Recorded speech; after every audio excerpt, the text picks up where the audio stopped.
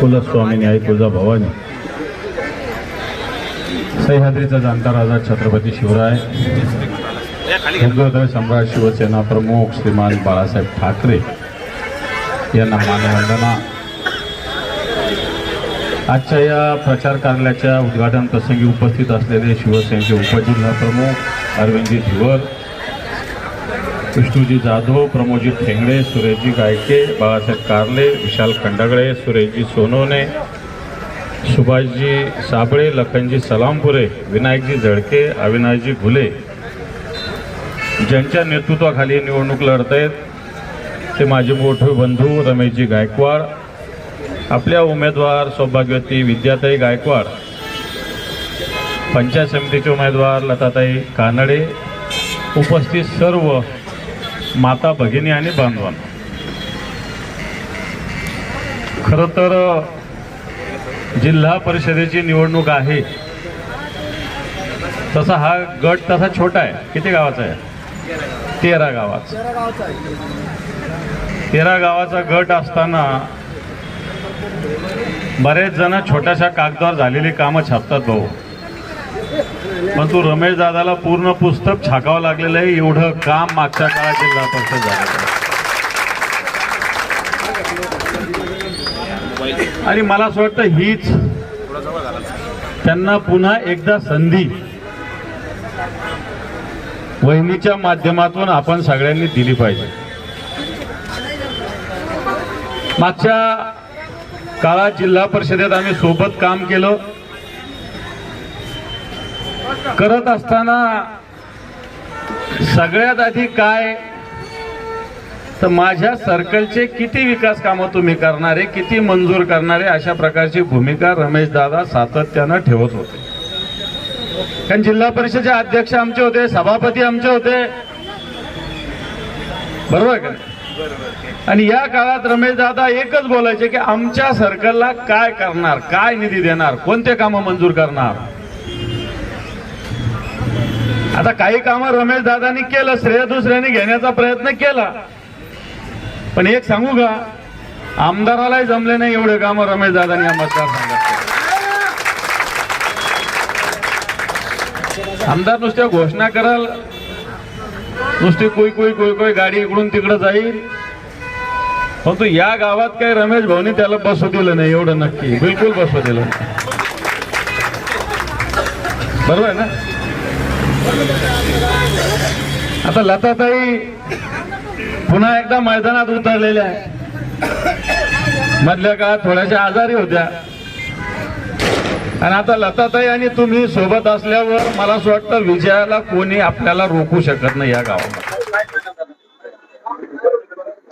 जिल्हा परिषद 2026च्या निवडणुकीमध्ये पंढरपूर गटातून विद्या रमेश गायकवाड आणि पंचायत समितीला आमच्या उमेदवार लताबाई कानडे या उभ्या आहेत आणि तिकडे रवी चव्हाण म्हणून आपला कॅन्डिडेट उभा आहे गेवराई ग्रुप। आता हे तिन्ही उमेदवार विजयी होणार आहे। गेली 5 वर्ष आम्ही जी विकासाची कामं केली आणि विकासाच्या कामामुळे हे लोक आम्हाला निवडून देणार आहे। आज मतदारसंघामध्ये जर आपण बघितलं तर एक साइडेड वातावरण झालेलं आहे, एकतर्फी वातावरण झालेलं आहे। आम्ही जी केलेली शेतकऱ्यांची कामं आहेत त्याचप्रमाणे आम्ही या ठिकाणच्या नागरिकांना जाण्यासाठी या 6.5 कोटीचा जो पूल बनवला याला वळदगावला, तो पूल इथं आपण जे फुलेनगर आहे त्या फुलेनगर मध्ये आम्ही लोकांच्या घरामध्ये पावसाळ्याचे पाणी यायचं, त्याला आम्ही 5 कोटी रुपयाचा निधी आणला। त्याचप्रमाणे आम्ही विठ्ठल रुक्मिणी मंदिराला 1,20,00,000 रुपयाचा आपला निधी दिला। त्याचप्रमाणे गावामध्ये एक बाबासाहेबांचं स्मारक उभं केलं।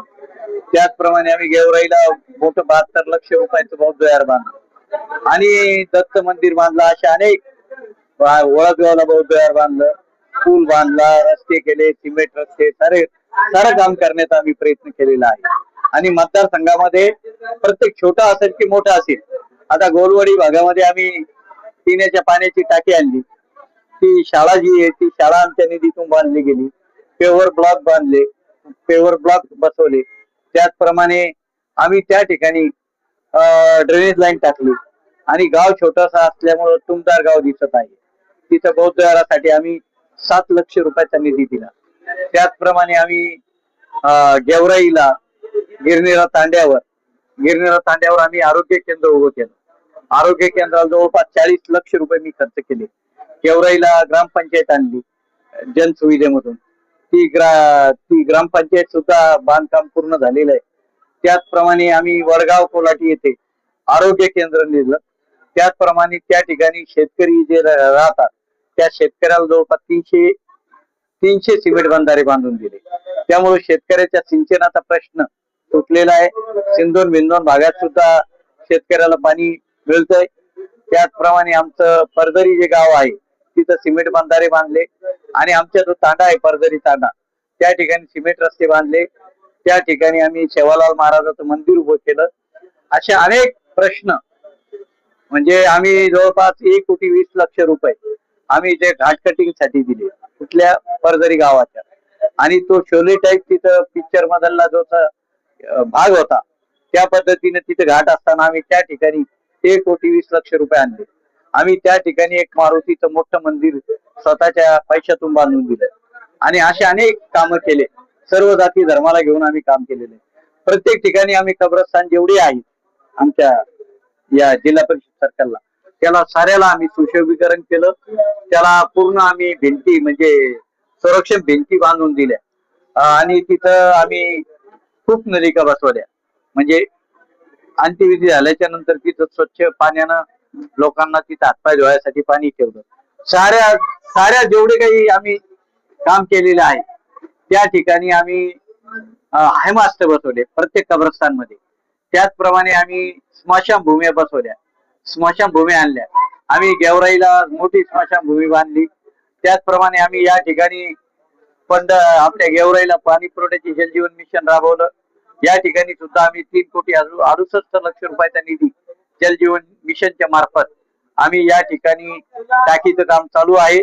आम्ही अनेक गावामध्ये जलजीवन मिशनच्या योजना राबवल्या आणि सारीकडे पाण्याचा स्रोत सुरू व्हावा म्हणून माननीय गुलाबराव पाटील जे पाणी पुरवठा मंत्री त्यांच्याकडे आम्ही पाठपुरावा करतो आणि पंढरपूरला आम्ही हर घर नल हर घर जल अशी जी संकल्पना आहे शासनाची ती इम्प्लिमेंट करण्याचा आम्ही प्रयत्न करत आहोत. मतदारांना तुम्ही काय आवाहन करणार? विकासाला मतदान करा आणि विकास झाला नाही. विकास महत्वाचा आहे. आपल्याला काही जात धर्माचे भांडणं नको. जिल्हा परिषद ही छोटी निवडणूक आहे, विकासाची निवडणूक आहे. असं आपल्याला काम करायचंय. या दृष्टीने आपण पुढच्या काळामध्ये सर्व भाईचारा निर्माण करू. जाती धर्माच्या भिंती तोडून आम्ही सर्व एक आहोत. हे काम आम्ही अनेक वर्षापासून या ठिकाणी करत आलेलो आहोत. सर्व जाती धर्माचे लोक आमचे आहेत. सर्व मंडळी या ठिकाणची मतदार आमचे आहेत. आमचं कुटुंब आहे. हे सर्कल म्हणजे आमचं कुटुंब आहे आणि पंढरपूर हे आमचं गाव आहे. त्यामुळे आम्हाला करणं शुगर भैया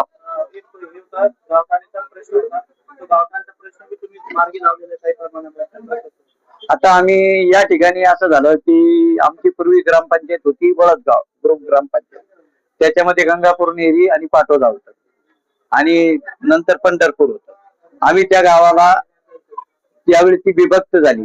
त्या विभक्त झाल्याच्या नंतर त्यांना आमचं जे गावठाण होतं ते बळदगावला गेलं आणि या ठिकाणी गावठाण तिकडे गेल्यामुळे आम्ही या ठिकाणी आमचं गावाचं गावठाण डिक्लेअर न केलं. आमचं महसुली क्षेत्र घोषित झालं पंढरपूरचं, परंतु आम्हाला गावठाण क्षेत्र घोषित न झाल्यामुळे मध्यंतरी 3 महिन्यापूर्वी आम्ही एक बैठक घेतली माननीय जिल्हाधिकाऱ्यांकडे आणि जिल्हाधिकाऱ्यांनी या ठिकाणी आपल्याला एक समिती नेमली गेली. ती माननीय तहसीलदार, BDO आणि उप अधीक्षक भूमी अभिलेख या तिघांची सदस्य समिती तिन्हीने प्रस्ताव तयार करायचा आणि त्यामध्ये एक मोजणीचा प्रस्ताव उप अधीक्षक भूमी अभिलेख कार्यालयाने दिलेला आहे. त्याचप्रमाणे साऱ्या गावाच्या ज्या नोंदी आहेत त्या ग्रामपंचायतीच्या मार्फत आमचे आमिर भाई यांनी पंचायत समितीला नेमून दिलेले आहेत. ते एक काम BDOचं झालेलं आहे आणि तहसीलदाराचा अहवाल लवकरच तिथे प्राप्त होईल आणि या ठिकाणी आपण चांगल्या पद्धतीने या ठिकाणी गावाला गावठाण क्षेत्राचा दर्जा प्राप्त करून देऊ आणि प्रत्येकाला आपण ड्रोनच्या द्वारे या गावाची मोजणी केली आणि त्या ड्रोनच्या द्वारे आम्ही सर्वांना जेवढी प्रॉपर्टी आहे त्या प्रॉपर्टी प्रमाणे आम्ही त्यांना मालकी हक्काचे उतारे म्हणजे कबाली देणार आहोत आणि सर्वांना PR कार्ड द्यायचं आम्ही काम करू. हीच आमची पुढच्या काळातलं काम राहणार. Subscribe now and press the bell icon. Never miss an update.